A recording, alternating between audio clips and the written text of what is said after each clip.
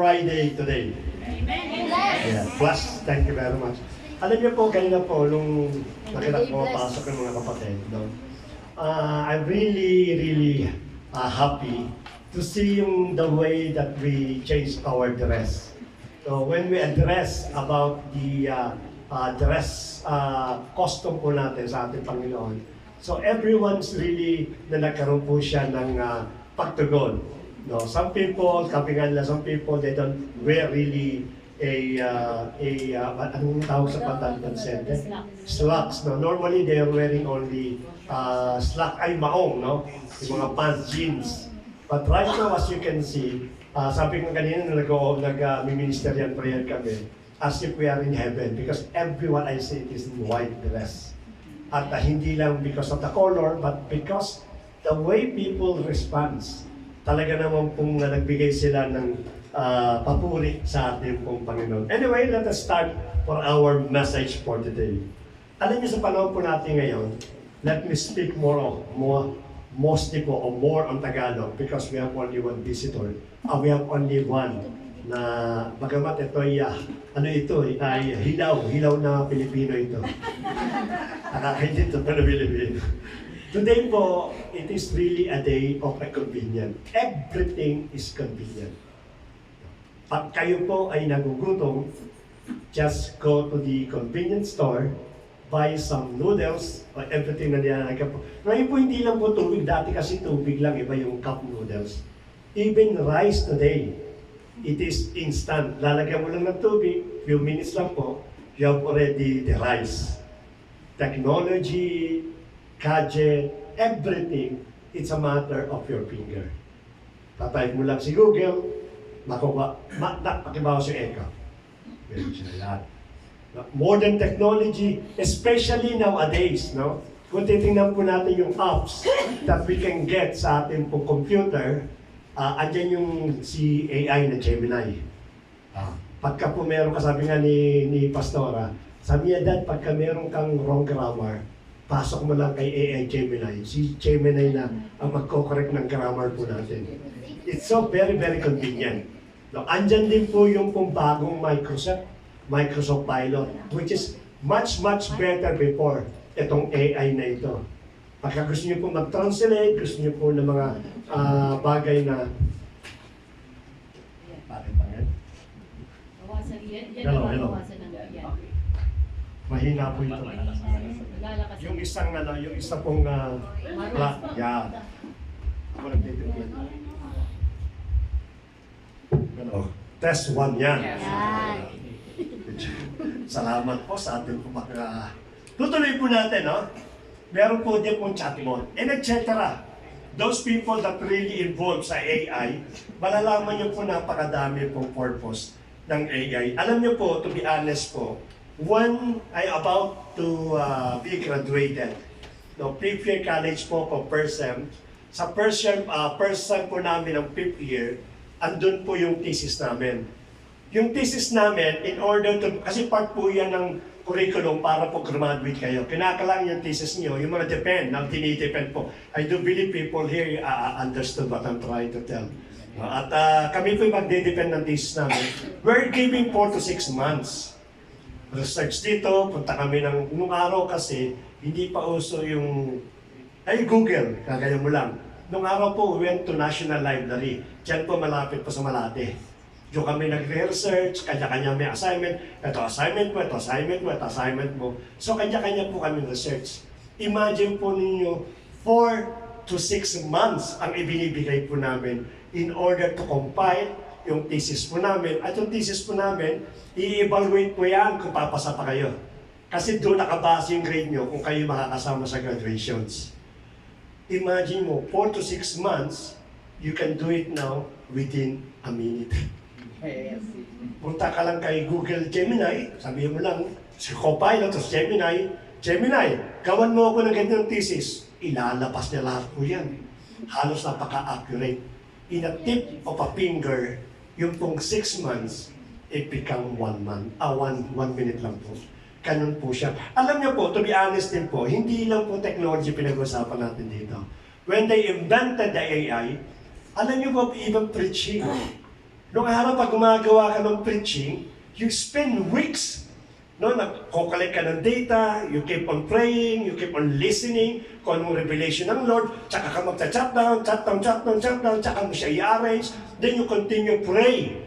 No, it means lot of weeks, and also daily devotions. Kano po ginagawa po na ayaw natin na magkaroon po ng message na hindi po siya masyadong naka-outline. Kasi minsan magulpi na kano eh. So it will take weeks, and it will take only 1 minute.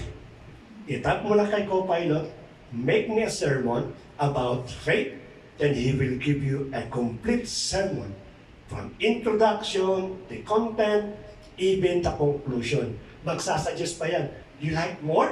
I can give you more. Grabe ngayon ang technology. How convenient the people today. No? Yung inaaral natin, yung ating pinaghihirapan, it's a matter lamang po ng few minutes para makita po natin. Hindi ka na magagastos. Kasi nung araw po, we make the transport, yung public transport. Papasyal po kami kasi po sa klase. Pag sinabi ng teacher namin, now, this is your free time. We can go out, mag-research kayo sa inyo ang gusto. Kagastos ka, transportation, pawis, ang init, sisiksikan sa mga library, maghahanap ka talaga. Minsan, wrong book pa, babalik ka ulit. Ganito po ngayon yung klase ng amin. Pero ngayon, kahit nakaupo ka lang, di ba? Nagising ka, magta-type ka lang kay Pilot. Gawa mo ako ng ganito. Mamaya-maya, pagtas mag-breakfast, tapos na po yung pinapagawa po ninyo. Ganun ka-convenient ngayon ang tao. And even the message for today, kanya na po ginagamit po. Nawala na yung devotions. Kaya ang tao ngayon, kahit sabihin pa sa inyo, kailan ako mag-message? Tumuri ko ang message, may problema yan. 1 minuto lang sa akin yan eh. Nawala na yung devotion. Nawala na yung sacrifice. Kasi yun ang masarap dyan, yung sakripisyo mo. No? Na pinagpawisan ka, kaya pagkati sa punto na ikaw ay magdidepend na at nakita mo, yung lahat ng sinakripisyo mo, napakalaki mong ginhawa po yan. The moment that you get the result. Ngayon, ganun po ang bawat isa po sa atin. Pastor, is this bad or it is a helpful sa mga bawat isa po sa atin? Ganyan siya ang tanong ngayon eh. Kasi yung ibang mga klase ngayon, pagka hindi mo kaya sa may nagpapasagot pa ng mathematics eh. No? Kaya ang tao ngayon, I'm sorry to say these things, no? Ang tao ngayon, dependent na sa calculator. Pagka sinabi niyang engineering student, pag sinabi po na 6 times 6, sandali, computer muna ako. Tamad na siya mag-isip kasi convenient na sa kanya. Mas lalo na ngayon. No? Sabihin mo lang, hey Google, 6 times 6. Ilalabas sa sa'yo, accurate na accurate. See? Sumisigaw si Faisal. Alam na akin Faisal yung sinasabi ko. AI po yan, Is this bad or really it is a trend right now? Kung yun ang technology ngayon, might as well as we use in our own advantage. In our own to meet yung ating pong mga pangangailangan. I'll give you one good story and let every one of you can answer. Is this modern technology that make our life very easy? It is good for the Christians or no? May isa pong pangyayari sa book of 1 Kings chapter 11 verse 14. The whole chapter po ng mga book. Si Jeroboam po, yung king of northern Israel, which is composed of the 10 tribes, nakita niya yung mga tao po niya. No, in every year, there is a routine of worshiping yung mga Israelita po. Pumupunta sila ng Judah. They travel around 48 to 60 kilometers para lang po dalhin nila yung kanilang hayop, bit-bit-bit nila, at dalhin po sa Jerusalem. Because the temple of God is in Jerusalem. So, ginagawa po ngayon ng Northern Kingdom, kasi divided kingdom po yan eh. There is a Northern Kingdom and there is also a Southern Kingdom. Yung Southern Kingdom, ito yung kay David, yung Judah. Pero noong araw po, walang divided po yan. Nagkaroon po ng division, nahati sila because kanya-kanya silang pagiging greedy, nagkaroon na ng separate ano. Pero yung kanilang temple, nasa Jerusalem, which is part of the Judah, part of the Southern Kingdom, itong mga taong ito, lahat yung pilgrimage. Litpit nila, hayop nila, tangay-tangay niya, naglalakad sila for 60 kilometers. Ngayon, ang yun na tamang hari po si Jeroboam. Ang kalaban niya lang po si Jeroboam. So, nangyari po na isin ni King Jeroboam, sandali muna. Mukhang pag ito nagpipilgrimage, no, every year, maybe 3 beses, nagbabalik-balik sila. Baka naman ma-influenza nito ni King Jeroboam ng Judah. At later, mawala ang tao. Sabi niya yan, yun ang kanya pong kaba. You know what did King Jeroboam, what Jeroboam did? Magtatayo ako ng sarili kong templo. But let us remember, it is only in Jerusalem God allowed the rightful kingdom in order to worship Him. Yun lang po lugar, wala na po ibang lugar. Because puso ito, ang ginawa niya, ang tao kada uwi, pagod na pagod. Kasi nga naman, ang daming hayop mong bibigbitin niya. Doon po pinakatay po yung mga hayop sa Jerusalem. Ang ginawa niya, nagtayo siya sa sarili ang kingdom niya, sa gitna ng city, naglagay siya ng 2 golden calf.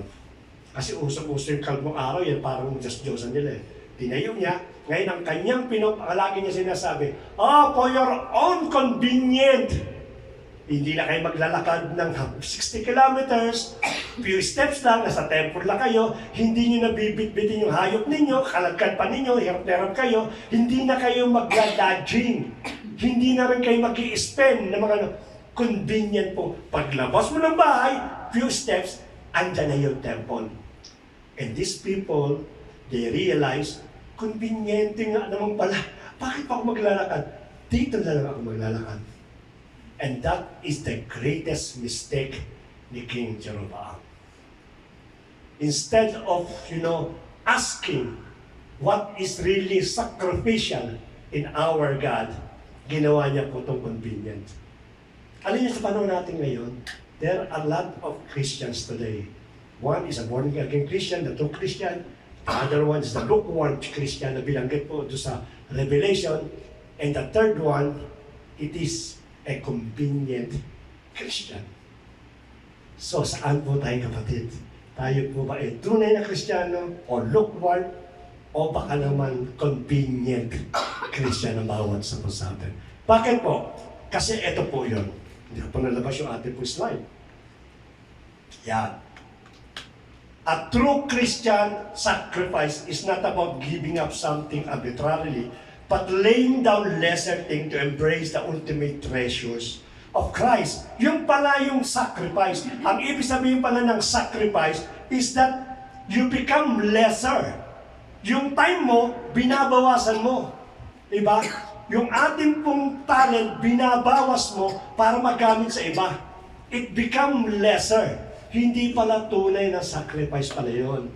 Ang sacrifice pala, it is a completely giving everything with joy and happiness. Ganun pala yun. Kung ikaw yung nagsisimba para lamang magkaroon ka ng attendance sa isang iglesia, then it become lesser. Bakit po? Kasi yung puso po natin, iniwan natin doon sa labada natin. Minsan iiwan natin sa pata. Nagpupunta mo tayo pata, iiwan mo yung puso mo doon, then magta-transport ka papunta rito. Sa habang nakikinig ka ng message ni Pastor, lumilipad na isipan mo sa pata kasi yung puso mo eh. Ano, papalayin ka mo muna. Ang daming gadget ako makikita doon. Ang daming Pilipino. Ang style talaga sa pata. So dito, nag-enjoy ka. Samantalang dito, nakatingin ka lang parang tulala. No? Para pag nakita mo si Pastor, pag nakita kita, parang sitro lang. Wala yung kaluluwa mo. Iniwan mo sa bata, yung physical mo na narito. Kaya hindi mo mapakinggan yung salita ng ating Panginoon. It become lesser. Kaya yung ginagawa natin, it is not sacrifice. Sapagkat ang sacrifice po, it is a complete giving everything. At pag sinabi natin everything, makikita niyo po mamaya kung ano ibig ko sabihin. God demands the believer to totally surrender the pride, distraction, selfish ambition, and even comfort for His purpose alone. Pagka po komportable tayo, we don't have any problem, narito ka, nagsisigaw ka ng hallelujah, nagtataas ka ng kamay, kumakanta ka ng hosana, kasi nga, bakit? Magandang pakaramdam ko ngayon eh. Bakit? Nakita ko kasi yung crush ko. Nandun. Kaya ang ganda ng kaang, magandang pakaramdam, no? Kasi si Pastora nagluto, ang sarap ng pagkain dun. Kaya ngayon, yung pinakaparang gana mo ngayon, nakapokus sa iba. Hindi mo maibigay, ma-sacrifice, yung natitira ay kaprasang oras mo supposed to be na ninanamdam natin yung salita ng ating Panginoon. Amen. It's really a reality sa bawat isa po sa atin. Let us proceed. In 1 Kings chapter 12 to 26, 26, sabi po dyan, and Jeroboam said in his heart, now the kingdom will turn back to the house of David. Kaya sabi niya, if these people go up after sacrifice in the temple of the Lord at Jerusalem, then the heart of the people will turn again to the Lord, to Rehoboam, king of Judah, and they will kill me and return to Rehoboam, king of Judah. Yun po yung kinatakot po ng ating kapatid na ito, na si Jeroboam. At minsan hindi yung ating pong fear. Bakit ko papaulit-ulit na binabanggit yung mga bagay na ito? Sapagkat our message for today is about. Let me read first yung ating pong verse. 2 Samuel chapter 24, 22 to 24. Ito, maganda itong story nito. I will tell you a nice story about King David. No? At makikita po natin kung ano yung story po ito. But before reading these things, let me get the title of the message for today. Worship demands sacrifice. Ako, mahirap na ito. Pag pinag-usapan na yung sacrifice, alam mo na, palagay ko yung tinatarget ni Pastor Ibayan, yung ating packet. Kinakala mag-sacrifice tayo para magkaroon ng pera yung simbahan. So, ganun din po yun. Yung pinaka-tinatarget po. Alam mo yung word na sacrifice, nakakatakot po yun. But let me read the verse para po mas malinaw. Then Araunah said to David, let my Lord the King take and offer up what seems good to him. Here are the oxen for the burnt offering, and the threshing sledges, and the yokes of the oxen for the wood. Verse 23, all these, O king, ito sabi ni Araunah, gives to the king, and Araunah said to the king, may the Lord your God accept you. Story pa tayo dyan. This is our main verse at 24. But the king said to Araunah, this is King David, Araunah, no, but I will buy it from you for a price. I will not offer burnt offerings to the Lord my God that cost me nothing. I will repeat it again. I will not offer burnt offerings to the Lord my God that cost me nothing. So David bought the threshing floor and the oxen for 50 shekels of silver. Ano pong istorya po ito? Ang istorya po nito is that yung si Araunah na may-ari po ng threshold at nakita ng mga tao, nandun po yung angel.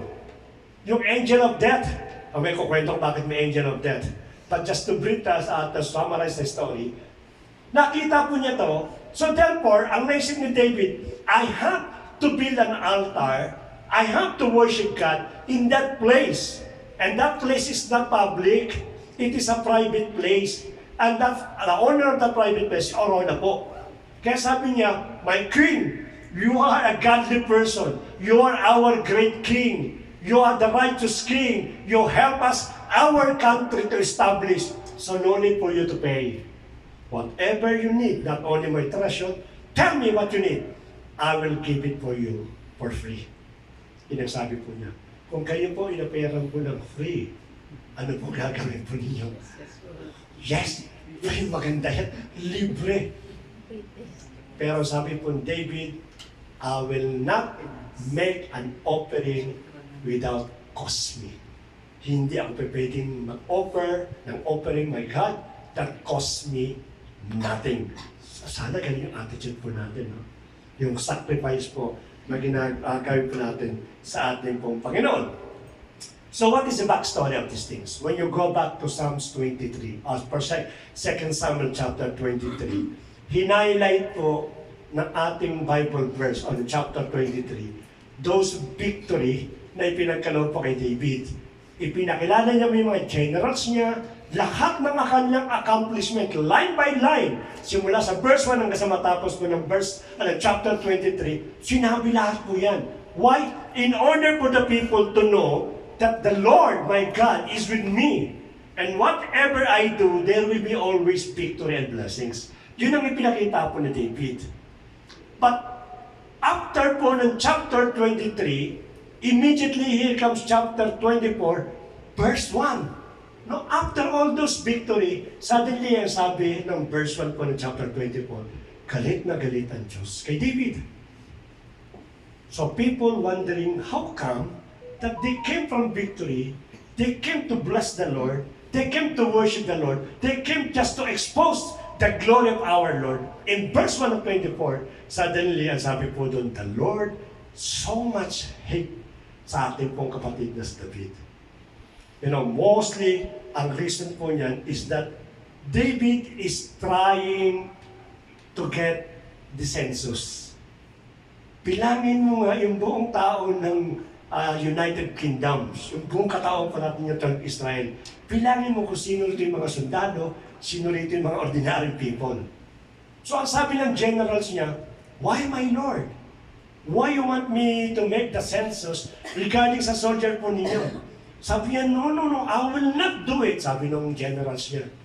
Kasi alam ng generals niya kung anong purpose kung bakit pinabibilang ni David. No? Because during that time, yes, we have victory, but let us remember that we have still neighboring country that trying to unite.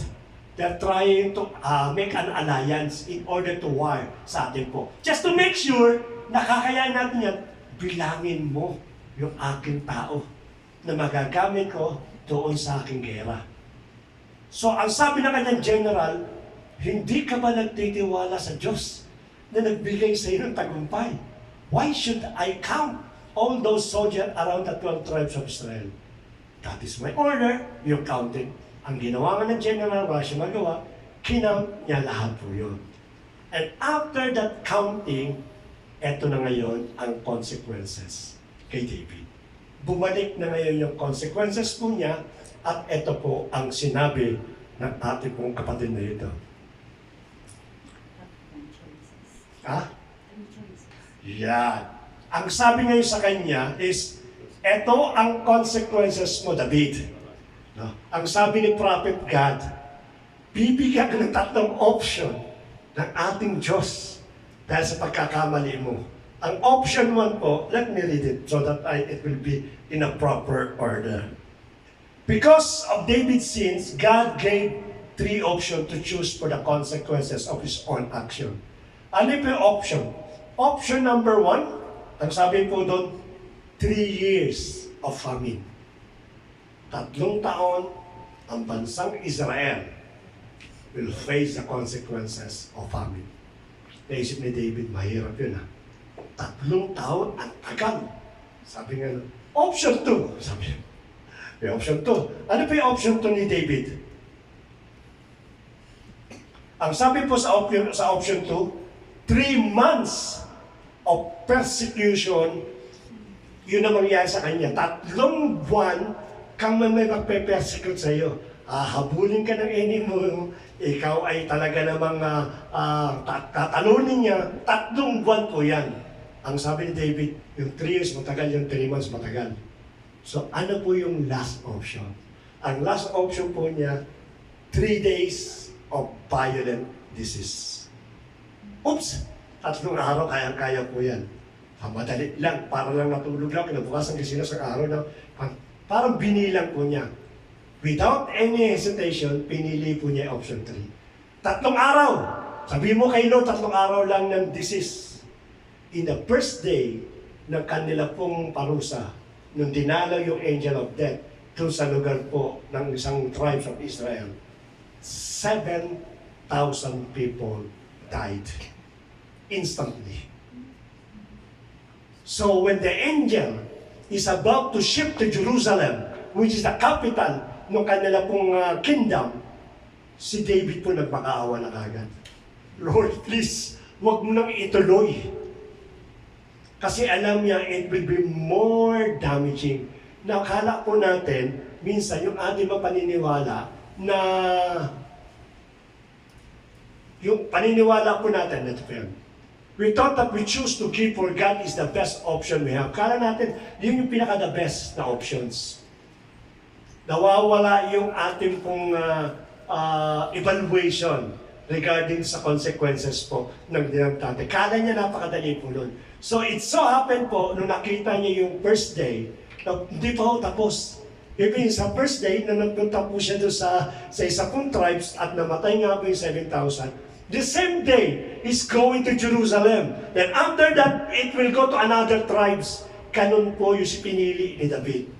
So, in order na ma-prevent po ito, nung papunta na po yung angel of death, nanalangin na si David, Yahweh, I ask for your forgiveness. It is David alone, hindi po tao nagkasala. Humingi na po siya ng patawad sa ating pong Panginoon. And the angel of death then suddenly stopped by the order of God. At dito nga po nakita na mga kawan at ni David kung saan naka-station yung angel of death. And that is in the threshold ni Arona. Nandoon po siya. At normally po, pag nandoon po yung pong pinakano po niyan, doon nilalagay yung altar. Para bang sama, no, yung mga pamahiin natin, doon ka nakakita na parang, alam ko, ito yung araw, no, pag it is a folklore, hindi po totoo. Pag nakakita ka ng nuno sa punso, naglalagay tayo ng offering doon. Kasi may malas doon sa nuno sa punso. Uy, may nuno sa punso dito. Maglagay tayo ng bigas, maglagay tayo ng kandila, at ano-ano pang klase pinakano. Kasi malas nga daw. Ganon po sa kanila po. Sa kanila wala pong malas, but it is biblical. Kung ano doon yung angel of death, it means that God's presence is there. Doon tayo magtatayo tuloy ng altar. At ganon nga ang ginawa po ni David. Binili niya yung threshold para magtayo po ng altar. Anyway, let us continue.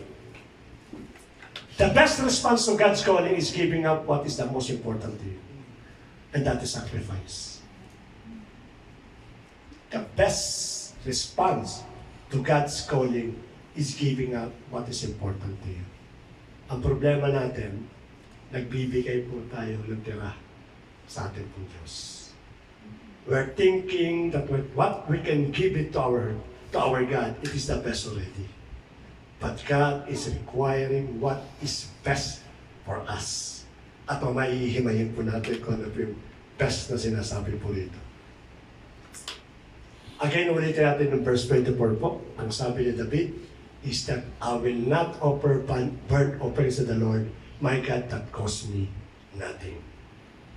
I have to be sacrifice something in order to feel yung gravity ng paglapit po ni David sa bawat sa ating pong Panginoon. Let me go with the principle of the altar. I cannot remember if it is Sister Dorothy or Pastora Irene teach about the altar. I think si Pastora turo po nito. Regarding for the component of the altar. Yung pong worship, yung pong kahoy, yung pong bato, yung pong tubig, etc. I will not go in detail. But let me use this principle of the altar in order to know what sacrifice, what worship demands sacrifice. Kasi nandito po sa altar po yan eh. Because when David saw the place, he established an altar. Andun po sa pinaka-altar po yan. So I will go with the principle, not the component of the altar. No?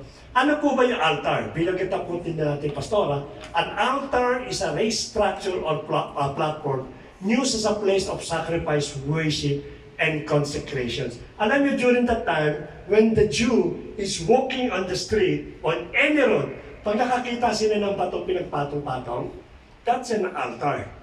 And they stop on that altar para po magbigay po ng papuri. They will not pass the altar without giving a sacrifice. And even sometimes when they are bringing the animals, tapos nakakita sila ng altar, ginagawa po nila, kinakatay nila yung animals. That's the way the Jew, worshiping God, sacrificing everything. Every time nakakita po sila ng altar. So ang altar po is mataas po ito, na katulad po ng isa pong pinagpatong-patong na bato. Si Prophet Jeremiah, it was discussed before the Pastora, in sa 1 Kings chapter 18, nung nilabanan po niya yung pong false prophet po ni Jezebel. Nag-raise po sila ng platform and that is an altar. As Prophet Elijah.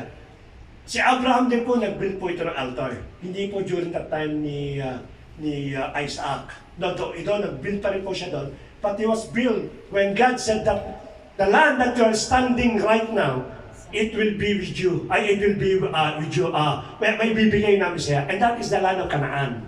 So, ang ginawa ni Abraham, nag-build po siya ng altar po doon. Sino pa po? Si Jacob po nag-build po ng altar in Bethel. Para po, it is a memorial of God's faithfulness. Kasi po, he's about to face Saul, yung kanyang kapatid. So, before po yan, nagpakita po ng katapatan ang ating pong Panginoon kay David po para po magtayo po siya ng altar. So also an altar is a reminder for all of us that meeting God demands your respect by giving what is the best offer we can do for Him. Let us continue. In Genesis chapter 22 verse 9, it said, when they came to the place of which God had told him, Abraham built the altar there and laid the wood in order and bound Isaac his son and laid on him on the altar on top of the wood. Meaning po, it demands a sacrifice. Not an ordinary sacrifice, but it demands a big, big sacrifice. So meaning po, yung worship po natin, it demands sacrifice. And during that time, God is asking with who? Abraham is asking Isaac na i-offer po sa kanya. Ganun po yung significant ng altar, kaya kinukuha po natin yung principle in order to understand kung ano po yung pong worship na kinakailangan po ng sacrifice. In the Old Testament, worship was inseparable from sacrifice. You cannot worship God without sacrifice, and you cannot sacrifice without worshiping God. Both should be hand in hand. Kaya kung tayo po nagpupunta naman po dito, just to sit down without sacrifice, it means it is not the right worship that God is asking on us. We cannot worship God without sacrifice, as well as we cannot sacrifice without worshiping Him. Sabi nga nito, we don't bring bulls, lamb or sheep to offer an altar as an our sacrifice because Jesus Christ is our ultimate sacrifice to God. Though we don't practice any more animal sacrifice, but the principle behind the altar still exists today. Yan ang pinakano po dyan. Let me go with Pastor for that. Parang po natin. Romans chapter 5 verse 8, sapagkat may message po tayo dito. But God shows His love for us while we are still sinners. Christ died for us. So the question is, what does the sacrifice look like today? I'm just exposing the type of sacrifice they done in the Old Testament. Today, what is the meaning of the worship with sacrifice? Let me go with number 1.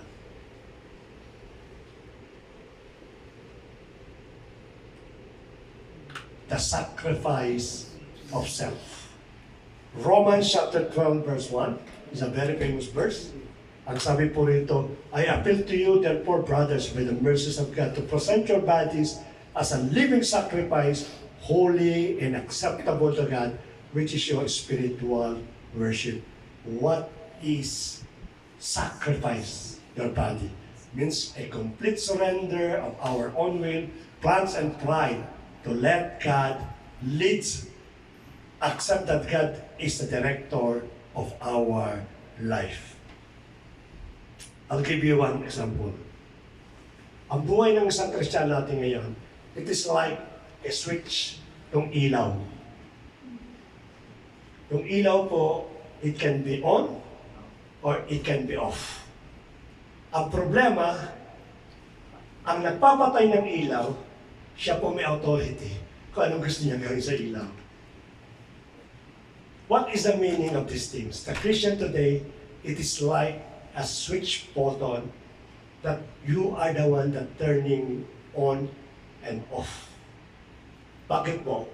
Kasi po, pagka ayaw natin pumunta, ino-off natin yung switch.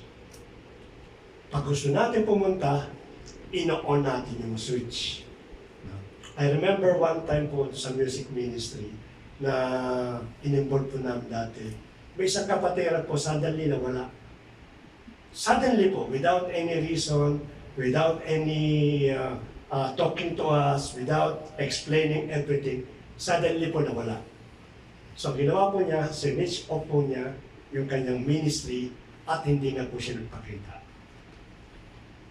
Then one day po, here comes our brother. Pumasok po, sinis siya yung kanyang switch light, on na, Pastor, tutugtog ulit ako. See, this is not the right attitude.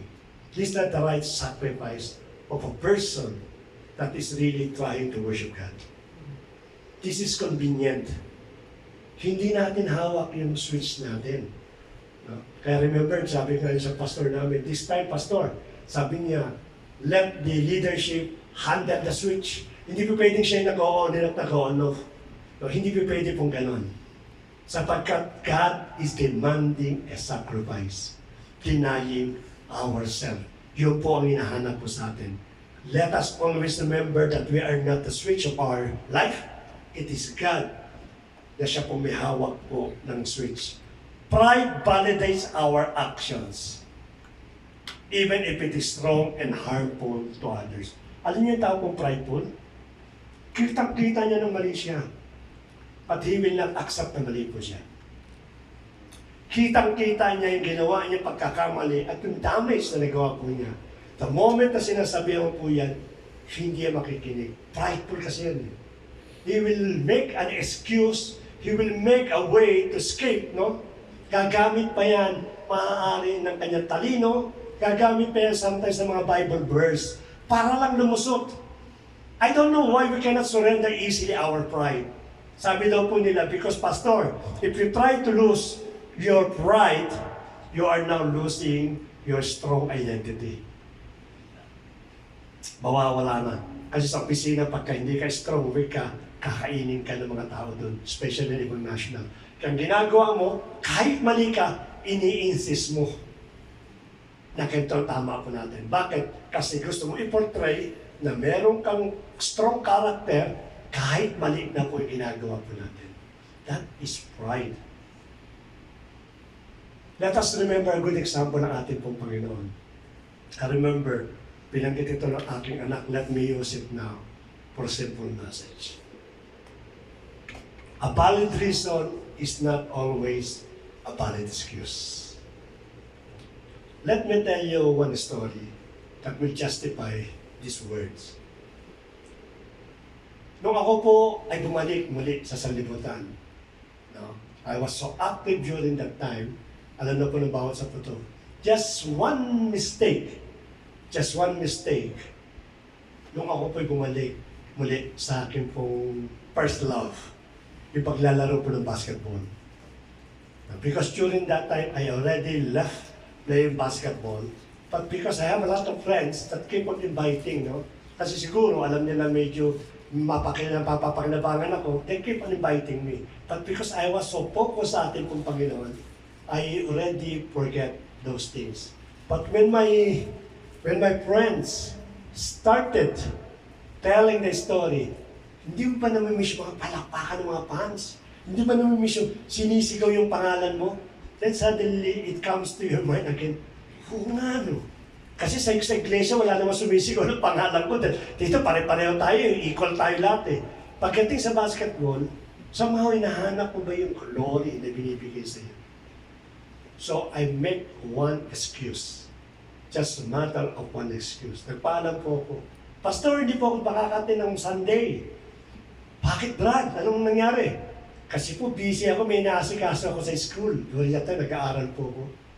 Ay, ganun po ba? Opo, busy po talaga, hindi pwedeng talaga, kinakailangan talaga i-overtime talaga ito. Then because I lied and Pastor believes, he allowed me not to attend in one Sunday. Then I play basketball again. So yung mga samahan ko, tuwan-tuwa, napapalakpakan, natutuwa sila. Of course, yung mga nakita yung mga fans dati. So sa mga pagpasok mo, ako ito namimiss ko eh. Ito yung nahanap ko dati. Diba? But during that time, nagkakaroon na po ng battle, struggle na po. Babalik ba ako sa basketball or titigilan pa ito, magpapatuloy na ako sa Lord. So the next Sunday po, nagpatuloy po ako. Batin akong dalawa, nagka-option ako ng isa. Batin akong dalawa, nagka-option ako ng isa. Until na nawala po yung aking init sa atin ng Panginoon. Just one mistake, not attending a Sunday, na-capitalize po, nag-away po yun. Why I'm telling these things? Let me go back sa ating pong kapatid. Pastor, kaya naman po kung hindi umati ng Friday, again, we are trying to justify itong reason na ito. Valid reason is not always a valid excuse. Magkaiba naman po tayo, Pastor, kasi ikaw nawala ka, nag-absent ka, leisure or pleasure sa'yo. For me, I'm working in Friday. I need to earn money. No? Kaya ang ginagawa ko, yung Sunday, bagamat ang aking puso't isipan, gusto ko siyang umaten, ay Friday. Kinakailangan kumita ako dahil wala akong pang-sustain ng aking pong pangangailangan. So, pag nag-absent ako is different from yung pagka-absent po natin. Yung ginagawa po, nag-absent po siya.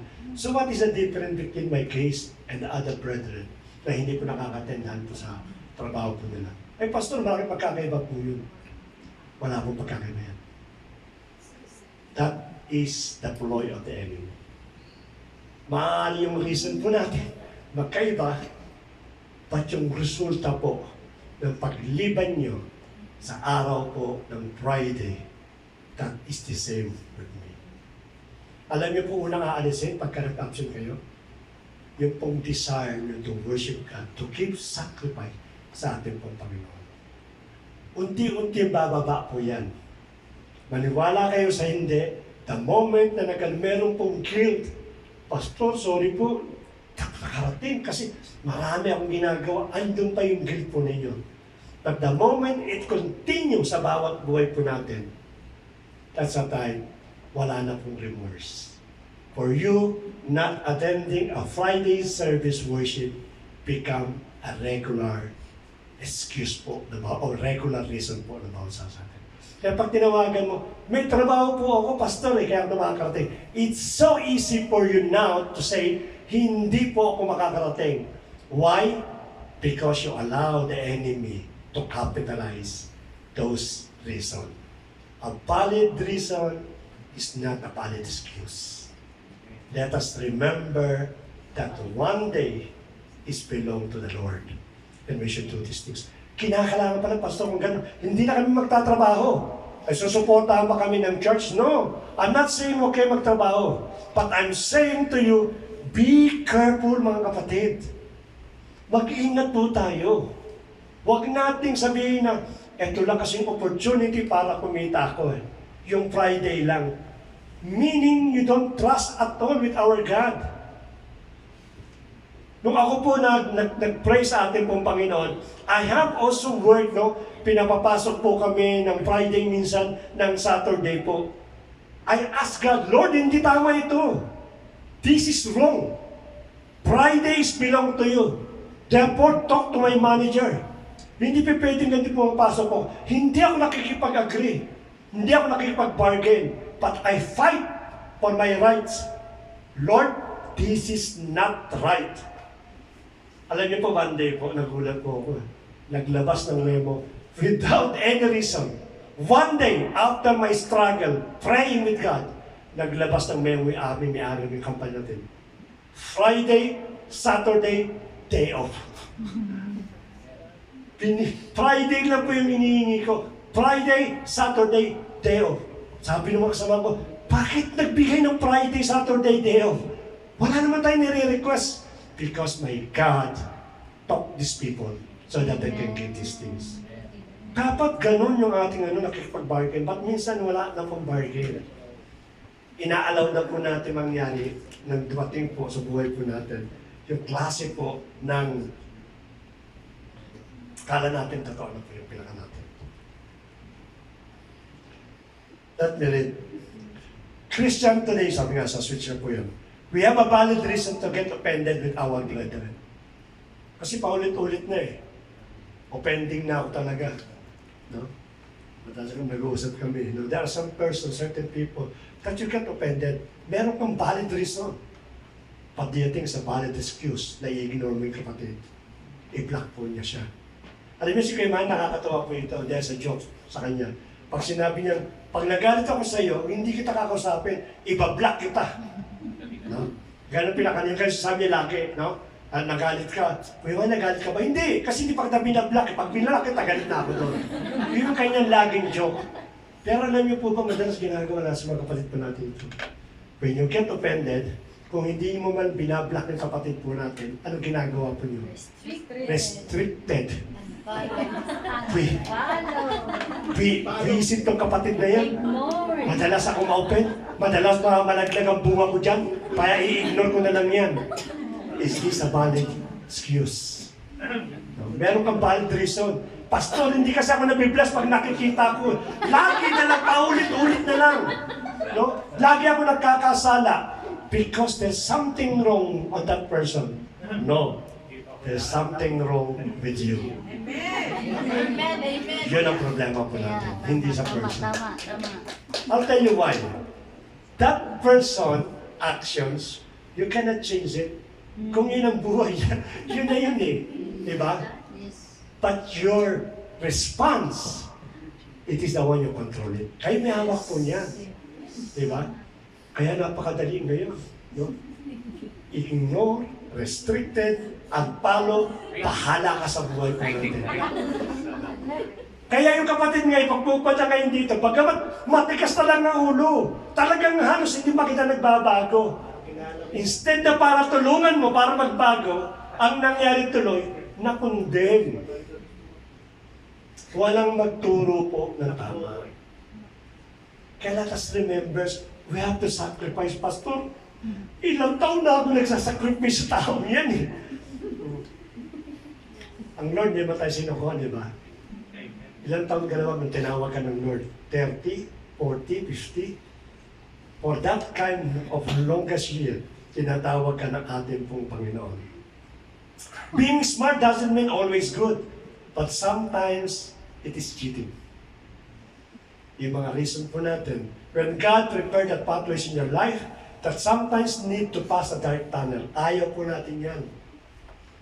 When God prepared a pathways to us, nakita mo may tunnel doon sa unahan. But since madilim, inconvenient for you, uneasy for you to pass in a dark places, anong ginagawa po ng tao? O na nagdadrive? Naghahanap po ng shortcut para po maiwasan yung kanya pong buhay na hindi po nga. O meron siyang panganib, o meron siyang nakikita na some things that he or she need to pass. Ang ginagawa po, shortcut po natin. Wala po yung sakripisyo na hinihiling po ng ating Panginoon sa bawat sa puso natin. Na kinakailangan dumaan dyan para maramdaman mo yung tunay na victory after nung darkest life mo. Pero ayaw mo kasi nga convenient ka. You don't want to give sacrifice ng iyo pong buhay. You want everything fall into order. Kasi yun ang gusto natin eh. Kaya nung tinuturuan tayo ng ating Panginoon, hindi natin makita yung ganito pong bagay.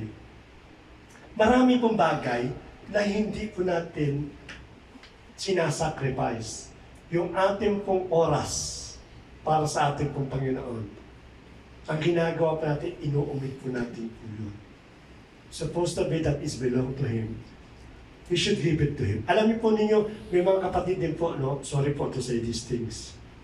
Because I wanted to become honest with you.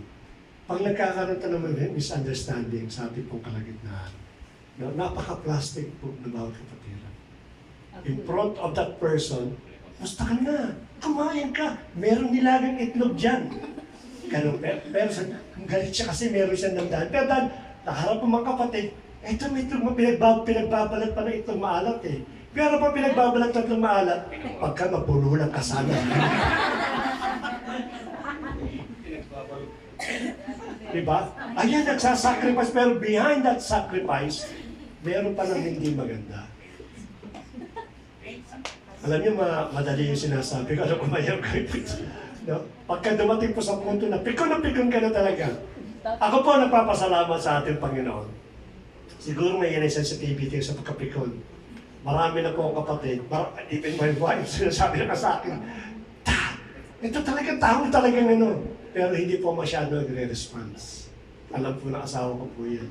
Minsan po sabi niya, kausapin mo na nga. Kasi, minsan nga may kapatid pa tayo dito sabi, Pastor, tatanggalin ko na lang yan para... pero hindi po ako magre-react. Because I trust God. I trust the process. Yung sacrifice kasi na ginagawa pa, sabi nga po dyan, if you are the leader of the church, at yung kapatid mo lumalakad ng 1 kilometer, no, you should even walk more than 1 kilometer. Kung kinakailangan doble o triple, yun ang dapat po natin gawin. So, sakripisyo ang kinakailangan po. Alam niyo, magbigay tayo ng sakripisyo sa ating Panginoon, napakahirap po yan. But definitely, it is worth it po. Second po, dalawa lang po ito. Let me go with the second thing. The sacrifice of praise, which is binanggit po yan sa Hebrews 13 verse 15. Through Him, then let us continually offer a sacrifice of praise to God. That is the fruit of the lips that acknowledge His name. Ano po ba yung sacrifice of praise? A sacrifice of praise is the act of offering thanks and worship to God during our darkest, most difficult seasons rather than only when things are going well. Sa loob ng isang araw, did anyone of you evaluate kung gaano karaming words ang binabanggit po ninyo? Of course, mas doble sa babae. Alam natin babae talagang mas talkative yan. Wala tayong problema po Hindi doon. naman lahat. Amen. May lalaki sa lahat. Yan. Opo, may lalaki madala. Pero yun po ay minimal po yun. Aminin na po natin na babae po ay mas marami sa sinasabi kaysa sa lalaki. Bigyan ko na po kayo. Maraming wire. Halimbawa, nagkaroon kayo ng, halimbawa lang po, before I go with the message, anyway, I still have time. Nagkaroon kayo ng misunderstanding ng asawa mo. No? Yung sinabi mo na, kasi mama, ganito sinabi, ay hindi, ganito. Kaya ikaw, Relate to, relate. no, isa pa lang eh, hindi pa nga wala pa nga sense yung sinabi mo. Ay, hindi kasi ganyan. Ay, mananahimik kang ganyan eh. Kaya tama yung sabi ko kay Sister Dorothy. There are 2 golden rules in a husband and wife. One, wife, consider always correct. Or always right. Second, you have to go back to number 1. Yung rules yan. So, ilang words ang sinasabi natin every day? Did anyone evaluate? Ilang word ba sinabi ko? Let's say you said a 500 or 5,000 words. Sa 5,000 words, out of 5,000, how many words that gives worship sa ating Panginoon? We should think all these things. Alam niyo po, minsan pagka tayo itong mga nagda-driver dito, mga nagda-drive, na pag nasingita ka, no? Ang dami natin sinasabi, visit ka! Sana mapagka ka! That's wrong. It is not good to say that word. Sabi nga natin, there's always power in our tongue. Sabi nga, the sacrifice of praise, that it always comes in our... Biktima po ako niyan, magpakimagalala. Until this day, nag-i-struggle pa po ako diyan. I hope na one day matuto ko pag minagkat, praise the Lord. God bless you, kapatid. Ganun po sana masabi ko. Sana, kaya we still in the proper po ng natin. Now, kahit anong po, dapat po lumalabas sa atin mga bibig. Meron pong papuri sa ating Panginoon. Pag nagkaroon ka ng problema, ano sabihin mo? Wala kwentang buhay ito, busy talaga ito, malas talaga ako dito.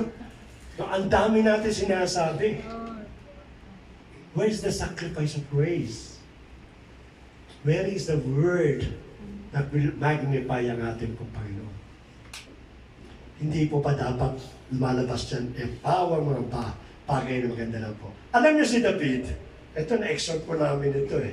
When David experienced a crisis in his life, nagkaroon po siya ng masamang problema, problems upon problems, trial upon problems. Alam niyo po ginagawa ni David every morning? Alam ni Pastora ito. Ano ginagawa ni David? Praise the Lord, oh my soul. Very good. No, in every morning, ito sinasabi ni David, inuutosan niya yung kaluluwa niya, bless the Lord, O my soul, and all that is within me, bless the holy name. Bless the Lord, O my soul, and forget not all His benefits. Every time na dumadanas kayo, utusan mo yung sarili mo. Instead na kung ano lumabas sa bibig mo, bless the Lord, my soul. You have an authority to talk to yourself. No? Huwag mo nang gagawin yan sa mata. Bless the Lord, o masabi. Kasi mapapagkamalan po tayo. Pwede niyong iatay yan kahit sa inyong pong isipan. Pag nangihina kayo, meron pong people that trying to instigate yung galing po ninyo, utusan mo na agad sarili mo. Bless the Lord. Bernard, bless the Lord, oh my soul. Yung soul ni Bernard, bless the Lord. Dapat po ganun ang ginagawa po natin. Inuutusan po natin yan. If that will be our moment sa ating pong Panginoon, definitely magkakaroon po tayo ng magandang resulta sa ating pong buhay. The sacrifice of praise moves our focus from our temporary problems to unchanging eternal character of God. Praise is not just feeling, it is an action of the will. We choose to speak words of gratitude and acknowledge His sovereignty, even when our emotions are weighed down by the grief and weariness of routine. Let me start again. What flows out of our mouth? Complaint or praise reveal what is rooted in our heart. Kaya sa magitan po ng bibig po natin, hinahatulan tayo. Kalimutan niyo na po yung mga madalas mag-chismis. Alam niyo, minsan may mga mahuhusay po dyan. Be careful. Na ayaw na extend pa ng konti. Be careful po. Ang gagawin po niya, mag-open up siya ng subject, pero ang purpose niya po talaga, pag-usapan yung buhay ng kapatid. Ang galing. Pag ikaw po hindi ka masyado ma-deserve, matatangay ka eh. Then hindi mo alam, you already started defamation. Sinisira mo na yung buhay ng yung character assassination. Sabi nga natin, may isa po ko din na napasan, yung social media daw po, especially the Facebook, sabi ni Zuckerberg, yan daw kinarate niya apps para daw yung mga mahal mo sa buhay, malayo sa lugar, you can have a continuous communication para daw mailapit yung mga malalayong lugar. No? Yun ang pinaka-purpose ng Facebook. Pero yung ngayon, ano ng Facebook ngayon? Battleground. Battleground yung Facebook ngayon. Pag nakaaway ko si Kuya Dave, mamaya na, magpo-post ako sa account ko. Kunyari ka ba, pakanta-kanta pa kanya kanina eh. Ang ugali mo naman ganyan. Hindi ako magpapangalan, pero battleground. Siyempre, naula naman ni Kuya Dave ito. Pambira to, pastor naman to. Meron kami kailang pastor pa namin, hindi kayo magsalita eh. Nagtitirahan na kayo doon sa ano. Bisa lalagyan pa ng Bible verse para magandang dating. So become a battleground. Sabi ko sa kapatid dito, pinagsabihan ko, be careful sa mga pinapost po sa grupo ninyo. It will reflect your personality, your character. Kung nagpo-post kayo, nagpo-post sa mga bagay, especially, no, be careful, especially sa mga politiko, sa politics. Galit na galit ka sa isang side, post ka ng post dito, galit ka sa kabilang side, post ka ng post dito, hindi mo alam na yung palang nakakabasa, si Pastora pala, anong klaseng Kristiyano JTGI ito? Ganito mag-post. Mag-ingat pa tayo. Kasama pa yan sa sacrifice of praise. And lastly po sa ating pong conclusion, yan, a call to action. Let me read these things. A sacrifice not payment to God, but a total surrender of the heart. It transitions worship from a routine of emotional event into a lifestyle of active devotions. 2 minutes or 3 minutes. There's a story, a true life story about the life of John Griffith.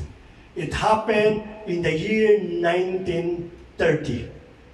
John Griffith, if you try to search this in the Google, makikita niyo yung story po niya. Siya po ay railroad o nagbabantay po ng isang station. Siya po ay nag-aano po na mechanic, yung throw bridge, yung maangat po, bumabang ganyan. Siya po nagpapatanggol po niyan. One day po, yung kanyang anak na 8 years old dumalaw sa kanya. Doon sa kanya pong trabaho. So yung kanya pong anak na sa beside po niya, here comes one ship, yung boat. Ang gagawin po ni John Griffith, itataas niya yung bridge para makapas po yung boat. Pero at the same time, yung bridge po, ang purpose po niyan is for the train. Double purpose po yun. So ginawa niya, tinaas niya po yung bridge, assuming na dadaan po yan. But while the boat is passing by, almost at the end na po niyan, nadinig naman po niya yung train parating. So it means that after I go up the bridge, I have to push again the button to go down. But when he about to push the button to go down, hinanap niya pa yung anyang anak. Hindi niya na makita. Since nasa tower po siya, kita niya, no? Sana niyo sa niya nakita yung anak niya.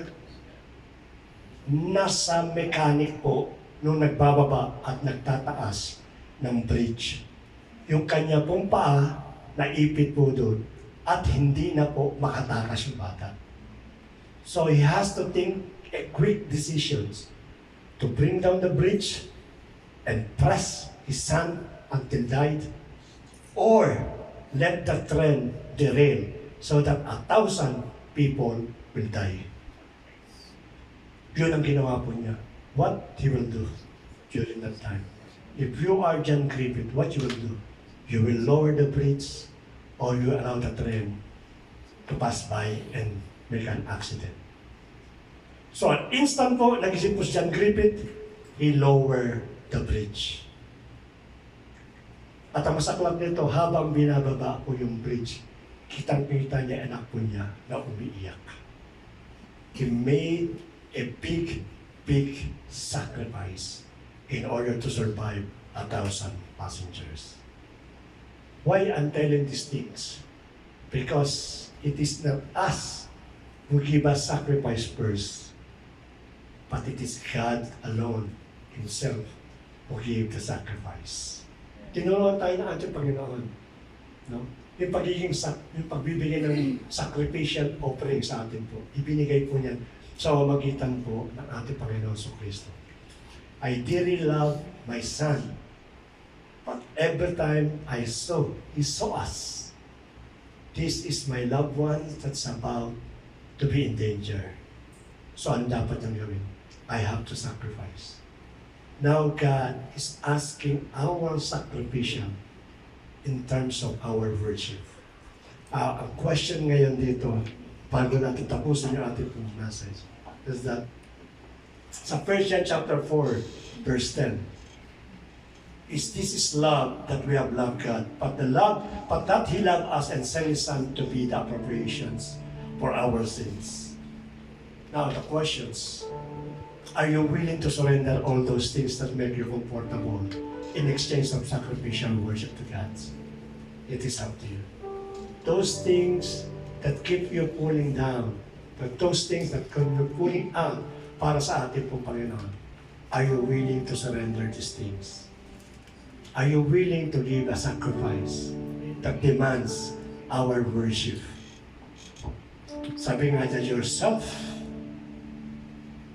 your time, and all that is within you. This is what God wanted to show every one of us. The moment that we give up everything, the moment that we sacrifice everything, do you think God will not repay us for those sacrifices na gagawin po natin? That questions, I will leave it to you. Alam ko may mga bagay pa kayong hindi sinusurrender. May mga bagay pa kayong nag-withhold pa sa paglilingkod sa ating Panginoon. It might be your career. It might be your worries sa mga bagay na dating sa bawat isa sa atin. It might be your future. It might be your children. Or it might be your work. Maraming bagay po that really is keep on holding us para maibigay na sa ating po Panginoon. I think it's about time to evaluate everything. Up to what sacrifice will you already give sa ating po Panginoon? If still something that withhold you, I challenge everyone right now na surrender po natin yung lahat po ng bagay nito. Let us all stand up. Hallelujah. Glory, honor, and praise be unto you, Lord. Who did not withhold your Son in order to sacrifice for our own sake? Who love us first and give everything in order to understand what is really the meaning of life and purpose. Lord, salamat muli, Panginoon, sa umagang ito. We believe there are a lot of things that really holding up until this very moment. Maraming mga bagay na hindi naman i-surrender po sa aming pong buhay. Why? Because we have fear. Meron kaming takot sa bawat puso po namin. Meron kaming hesitations na kung iso-surrender namin to the Lord, paano naman ang buhay po namin? Na kung isusuko po namin as a sacrificial that demands our worship, ano naman ang magiging kapalit, Lord? We are all uncertain. What are the things that we are about to give up? But one thing for sure, God is not a God of liars. He will fulfill all His words to us, especially for those people that willing and obedient. We pray, Lord, that today, through your Holy Spirit, to convict our heart and to remind us all yung mga bagay na matagal na namin inohold sa aming pong sarili, which until now is difficult for us to surrender it. Lord, give us courage. Give us the assurance. Give us, Panginoon, a clear picture and visions na itong mga bagay na ito ang hinihiling mo sa bawat sa amin. It might be our time that we spend most of the time nang hindi po nakapagbibigay ng glory sa iyo. Yung talent mo na pinagkaloob sa bawat sa amin. I can sing. I can play an instrument. I can be a good presider. I can be a good leader. But because of my hesitations, my doubt, hindi ko maibigay yung mga bagay na ito. It might be also my family that keep holding me sa paglilingkod sa iyo. Lord, we pray for our family. Kayo po magpaunawa sa kanila that our life is not belong to us. Neither belong to our family, but it belongs to you, Lord. Masigit naming maunawaan, Panginoon, kung ano ba yung meaning ng servanthood. A bond servant, wherein everything will be given to you. Lord, tulungan mo kami, Panginoon, to trust everything in your palm hand. Sapagkat wala naman kami pwedeng i-keep sa bawat sa puso namin. My life, my strength, my everything, my work, even my family, it's all belong to you. Tulungan mo kami, Panginoon, na in every day of our life, we demand a sacrifice. Even yung mga decision-making po namin sa aming pagbuhay, we completely trust in you. Lord, help us to empty ourselves. Wala naman kami pwedeng pagmalaki. Yamang lahat po nagmula sa iyo, yamang lahat po sa iyo po, ay ikaw po ang nagbigay sa bawat sa amin. Tulungan mo kami makita, Lord, yung pagiging joyful po namin. Lahat ng sakripisyo na ibigay po namin, nakapagbigay po ng pagpulit kalulatian sa iyo. Salamat to Lord. With you, Panginoon, we believe that in every day you continually teaching us to give up everything, one by one, O God, until such time, Panginoon, that we completely surrender everything to you. Lord, lastly po, help us to deny ourselves. We have some ambitions, we have some preference, we have some priority in our life. Kaya sa oras na ito, nililay down po namin sa iyo, sa harapan po niyo, yung mga bagay na ito. Because right now, our priority is you. Because without you, we are nothing, Lord. But with you, we can do anything to Christ which strengthens us. Salamat muli, Panginoon. Continually bless each every one of us. Give us the gift of faith, the gift of knowledge, and even the gift of ministry, O Lord God. Upang sa oras na ito, Panginoon, we are not only giving a sacrifice as demands of our worship, but we are giving everything sa inyo pong mga kamay. Let every brother right now in this place remember this verse, this message for today. Worship demands sacrifice. Thank you so much, O Lord, for giving us a clear vision and understanding for your message for today. To you we bring back the glory, the praise and adorations that only belongs to you. This is our prayer in Jesus' mighty name. Amen. God bless po sa inyo.